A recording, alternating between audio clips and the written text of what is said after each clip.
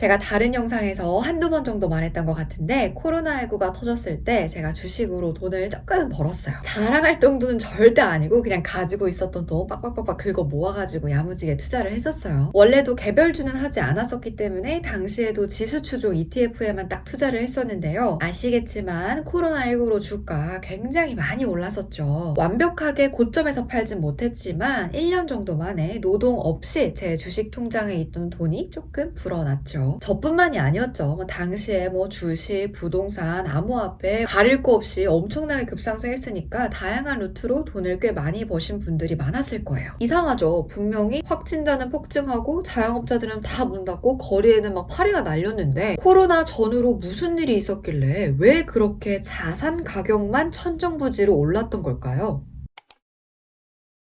책을 소개해드리기 전에 먼저 우리 최근 주식시장 모습에 대해서 진짜 간단히 완전 쉽게 잠깐만 짚고 넘어가 볼까요? 2019년으로 거슬러 올라가서 중국에서 시작한 코로나19가 전 세계로 퍼지기 시작했고 미국에서는 2020년 경기 부양을 위해서 곧장 양적 완화를 시작합니다. 양적 완화가 시작되고 엄청난 돈이 유동성이 시장에 풀리기 시작하면서 동시에 돈의 가치는 하락하기 시작했어요. 유동성은 과도하게 풀렸고 돈의 가치는 하락했으니까 당연히 소비 심리는 과열되고 점차 투기 거래도 많아졌겠죠. 주가와 부동산 모두 치솟는 자산 가격에 버블이 일어나게 됩니다. 저는 이때 이걸 노리고 주식에 투자를 한 거죠. 시장이 과열되자 미국은 테이퍼링을 시작했지만 효과는 미미했어요. 처음부터 인프라 법안을 통해서 유동성을 흡수하려고 했지만 사사건건 반대하는 조면친 의원 때문에 물가는 계속해서 치솟습니다. 그나마도 역 RP 기관을 통해서 잉여 유동성 일부를 흡출해 나가면서 겨우겨우 버텼지만 이미 너무 많이 풀려버린 돈을 균형 맞춰 쓸 곳이 없어지자 물가는 계속해서 오르게 되죠. 그러니까 돈을 너무 많이 뿌려는 놨는데 그 유동성을 제어할 방안이 없어진 거죠. 그렇게 미국은 금리 인상을 하기 시작합니다. 그리고 2022년 12월 현재까지도 이어지고 있죠. 현재 물가는 어느 정도 피크아웃 조짐을 보이고 있다곤 하지만 대부분의 하우스뷰는 내년에 경기 침체를 예상하고 있어요. 자, 코로나19가 퍼지기 시작하고 지금까지의 시장의 모습을 아주 중요한 맥락만 후루룩 살펴봤는데요. 오늘 우리가 집중할 포인트는 코로나19 직후 자산 가격에 버블이 일어난 바로 그 시점, 양적 완화입니다. 오늘의 메인 주제와 함께 소개해드릴 책은 바로 인플레이션 게임이라는 책인데요. 무려 제 채널의 첫 광고입니다.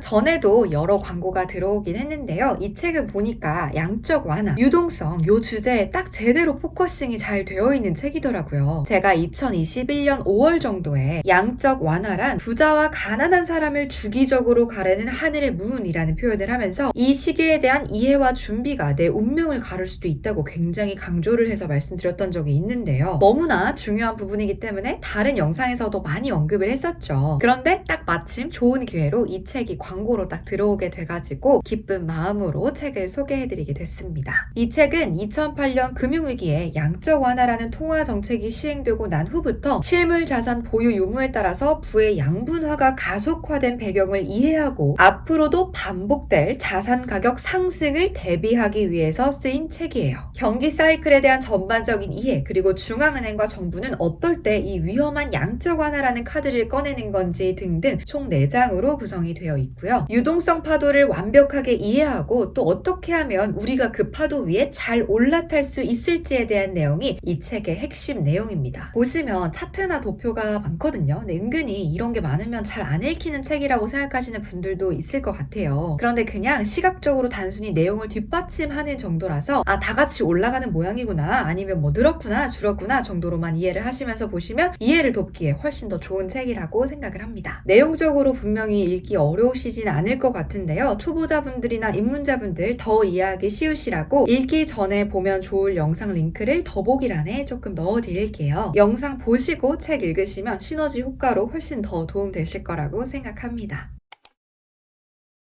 경기가 좋지 않을 때 경기를 부양하기 위해서 돈을 어마어마하게 찍어낸다. 그로 인해서 돈의 가치가 하락하고 주식이나 부동산 등 실물 자산 가격에 버블이 형성이 된다. 이때 돈을 벌 수 있다. 그렇다면 우리는 어떤 신호를 보고 풀린 유동성이 자산 가격 상승으로 이어지기 전에 먼저 움직일 수 있을까요? 책에서 얘기하는 방법에는 이런 것들이 있어요. 첫 번째, 중앙은행이 발표하는 자산 매입 금액이 GDP 대비 경제 규모 대비 어느 정도인 정도인지, 그리고 그 규모와 속도가 2008년과 2020년의 자산 매입과 비교해서 어느 정도인지 가늠하기입니다. 그리고 그 다음은 연준의 자산 매입이 실제로 금융시장에서 어느 정도로 진행이 되고 있는지를 확인하는 것이라고 하는데요. 책에서는 향후 양적 완화가 진행이 된다면 경제가 어떤 충격을 받았냐에 따라서 다르겠지만 코로나19로 시작한 인플레 충격이 아직까지도 너무 강하게 이어지고 있기 때문에 아마도 조금 더 신중하게 유동성 공급을 할 것이라고 예상을 하고 있어요. 실제로 대차대조표가 얼마큼 확대되고 있는지 진행 사항을 파악하는 것이 가장 중요하다고 말을 하고 있는데요. 이건 연준 홈페이지에서 차트 기능을 통해서 시장에 유입된 유동성을 기간별로 확인할 수 있습니다. 다음으로는 실질금리의 마이너스 신호를 파악하는 것인데요. 현금의 가치가 하락하는 마이너스 실질금리 상황에서 유동성이 확대된다면 적절한 투자 기회를 잡을 수 있다고 말을 하고 있습니다. 명목과 실질의 차이는 제가 여러 차례 설명을 드렸으니까 경제지표에서 실질을 파악하는 것이 굉장히 중요하다는 건 알고 계시죠? 만약 경제 성장이 미진하거나 정부가 물가를 잡지 못해서 실질 경제 성장률이 마이너스로 지속이 된다면 소비가 위축되고 생산이 줄어서 경기 침체가 올 거라고 예상을 해볼 수가 있겠죠. 이럴 때 중앙은행은 경기 부양을 위해서 실질 금리를 마이너스로 이동시키는 경우도 많은데요. 바로 투자를 유인해내기 위해서예요. 생각해볼까요? 실질 금리가 플러스인 상황에서는 물가 상승분보다 더 많은 이자를 주기 때문에 예금만으로도 자산을 증식시킬 수가 있으니까 굳이 예금을 찾아서 투자를 하지는 않아요. 하지만 실질 금리가 마이너스인 상황에서는 시간이 지날수록 돈의 가치가 하락하기 때문에 예금은 올바른 투자처가 될 수가 없다는 거죠. 때문에 실질 금리가 마이너스인 상황에서는 인플레이션 방어가 가능한 자산을 매입하는 것이 현명하다고 말을 하고 있어요. 이 시기에 현금 보유자들은 인플레이션 해지를 위해서 주식, 부동산, 원자재 등에 투자를 할 거라고 말이죠. 실질 금리만 보고 어떻게 투자를 결정해요? 라고 말씀하실 수도 있겠지만 어떤 지표든 다 똑같죠. 어느 한 시점의 데이터는 큰 의미가 없고 추세가 중요합니다. 차트상으로 실질 금리의 하락 추세가 당분간 이어질 거라고 생각이 된다면 인플레이션 방어 자산인 주식과 부동산의 수요가 증가할 수 있다는 합리적인 의심을 해볼 만하다는 거죠. 여러 보조 지표와 현 경제 상황 그리고 중앙은행과 정부의 정책 방향 등 다양한 요인을 참고해서 방향이 일치하는 것을 확인한 후 결정을 내려야 한다고 말을 하고 있는데요. 제가 다 설명드릴 순 없잖아요. 그러니까 책에서 참고해서 리스팅을 해두시는 것이 좋겠죠. 제가 지금까지 말씀드린 내용은 3장 일부분에 나오는 유동성 신호를 파악하는 방법에 대한 내용인데요. 저는 개인적으로 이 부분이 좀 핵심이라고 생각을 해요. 몇 번이고 읽어서 내 걸로 만들 수 있다면 나중에 반드시 오게 되는 기회를 함께 잡을 수 있을 것 같다고 생각을 합니다. 이어서 4장에서는 우리가 살고 있는 이 인플레이션 시대에서 어떤 투자를 해야 하는지 방향성에 대해서 조금 더 친절하게 나와 있으니까요. 가볍게 쭉쭉쭉 읽어보시면 좋을 것 같습니다. 이게 딱 보시면 책 내용도 그렇게 길지 않기 때문에 하루 이틀 안에 충분히 부담 없이 읽으실 수 있을 것 같아요. 제가 명리학을 공부하는 거에 좀 잠깐 빠져 있었던 적이 있었는데요. 명리학에서도 보면 웅크리고 있어야 하는 시기라는 게 있거든요. 그러니까 인생에도 침체의 시기라는 게 있는 거죠. 이 인생에서 웅크리고 있어야 하는 시기에는 주로 자기 개발이나 교육에 관련된 것들을 하라고 얘기를 해요. 마찬가지로 경제도 지금 침체의 시기를 겪고 있죠. 경기가 불황일 때 우리가 할 일은 다가올 유동성을 기쁘게 맞이하기 위해서 충분히 공부를 하는 거예요. 저랑 같이. 왜? 우리 호황에는 돈 벌어야 되니까. 제가 양적 완화에 대한 얘기를 해드리면서 영상에서 그런 얘기를 한 적이 있어요. 10년에 한두 차례는 가난한 사람들도 자신들을 위해서 얼마든지 운명을 바꿀 기회가 열립니다. 지금 가난하게 산다면 그건 부끄러운 일이 아니지만 앞으로 10년, 20년 후에도 가난하게 살고 있다면 그건 전적으로 우리의 선택입니다. 역사는 반복되고 기회는 반드시 다시 오게 돼 있다는 거.